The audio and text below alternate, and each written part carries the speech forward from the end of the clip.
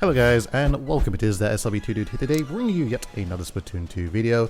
As you know, we have recently received patch 5.4, and today I'm going to be doing a patch comparison video between patch 5.3 to the new one, of course, patch 5.4. There isn't so much to go through, but there are some specific things that I do want to talk about a little bit more, so let's get into it. For the splatter shot, they've increased the likelihood for turf to ink around your feet when you are firing with this weapon.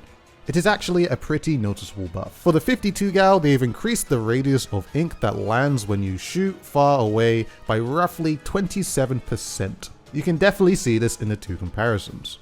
For the splat dualies and the dapple dualies, they have decreased the ink consumption from shots fired by roughly 5%, meaning the splat dualies and dapple dualies are just a little bit more ink efficient. For the H-3 Nozzlenose, they've increased the ink consumption by roughly 25%. From the previous patch, you had 20 shots that you can shoot. Now, you only have 16, which isn't exactly 25%. It's actually 20%, but we'll let it slide for now. For the squeezer, they've increased the ink consumption by 20% when you are holding the ZR button. This does not include when you are tap firing with the squeezer.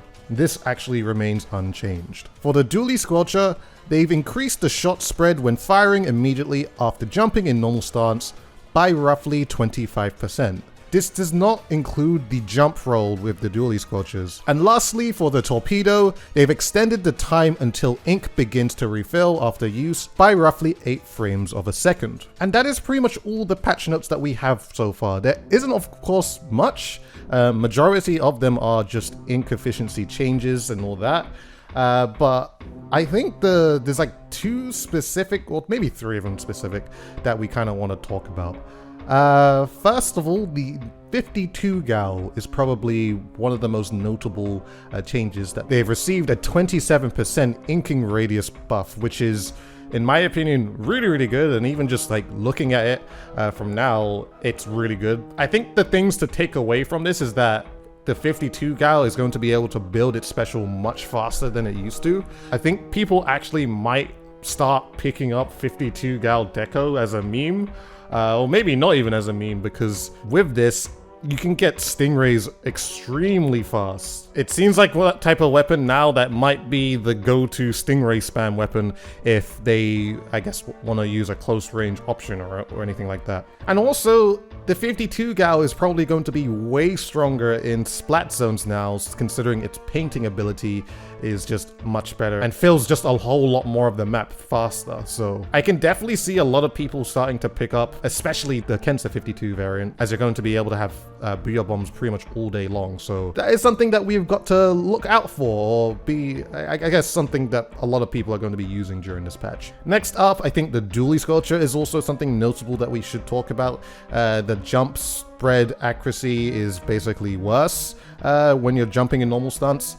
I mean, for me, I feel like a lot of people still are going to use the dually squelcher, especially if they've mastered the jump roll mechanic or jump roll, accuracy thing, because, you have basically perfect accuracy if you can jump after a roll all the time. So, if you're one of those players who've been doing that, I mean, you're pretty much unaffected, but if you do jump around in normal stance with the dually squelcher, then that might hurt you from actually hitting certain things. So that is something to, I guess, look out for. Next thing I would like to talk about is probably the most notable thing, and a lot of people have been talking about it, the H-3 Nozzlenose.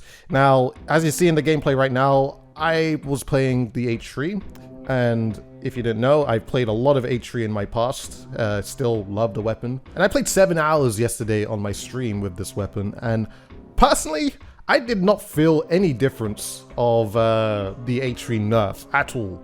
I mean, there was like 3 situations within the 7 hours I played where I ran out of ink and I couldn't finish someone off. But honestly, like, I don't feel this nerf at all. I mean, you only have 16 shots now, but if you use 2 subs of Inksaver main, you get 2 extra shots, which is, well, it's great. So basically, you're only really losing 2 shots from this nerf. So honestly, as painful as it seemed, I feel like the H-3 is going to be just fine. Like, it looked really bad that it was losing 25% ink efficiency, but you know, it's perfectly fine.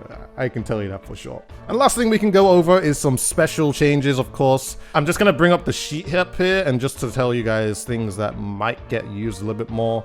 As we know, basically all the weapons, or majority of weapons that had torpedo, have actually been buffed in terms of their specials. So you can see the Kensa Splatter Shot Jr. It's going to be able to get special just a little bit faster because of the torpedo buff.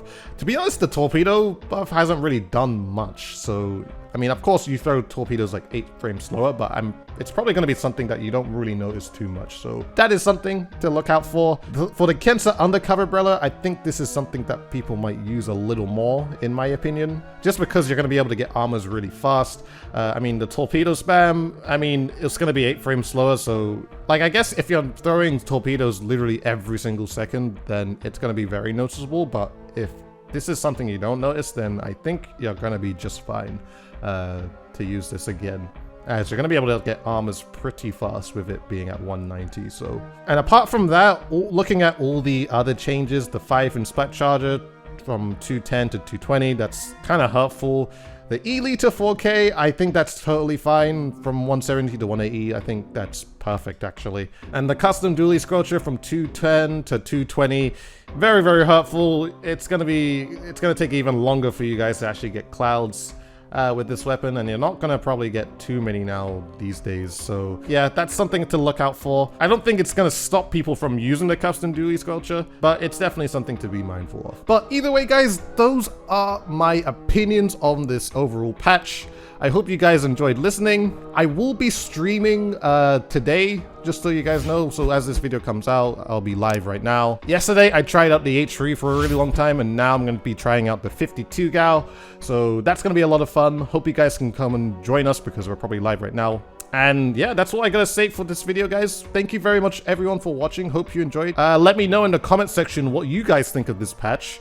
Do you think anything was a little bit too harsh? Do you think there are some other weapons they're going to probably buff or nerf? Because in the patch, they say actually they're going to continue providing more updates on the game. So this is something for us to look forward to. But either way, guys, I hope you enjoyed this video. Please like, favorite, comment, and subscribe to the channel if you haven't already.